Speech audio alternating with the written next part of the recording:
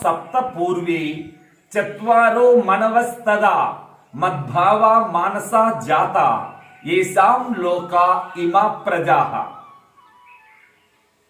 మహర్షి కశ్యపాది మహర్షులు సప్తకం అంటే 7 మంది, స్వయంభువాది మనువులు 14 మంది, సనక సనందన సనత్ కుమార సనజ్జాత ఈ 4.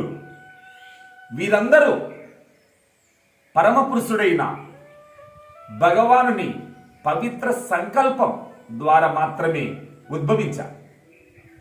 కనుక ఈ అనంత కోటి విశ్వమంతా ఆ పరమాత్మ సంకల్పంతోనే సృజించబడింది.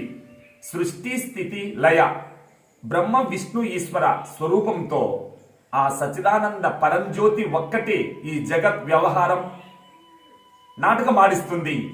ఆ నాటక సూత్రధారిని మనం ఆశ్రయిస్తే అదే అమృతత్వం. ఓం స్వస్తి.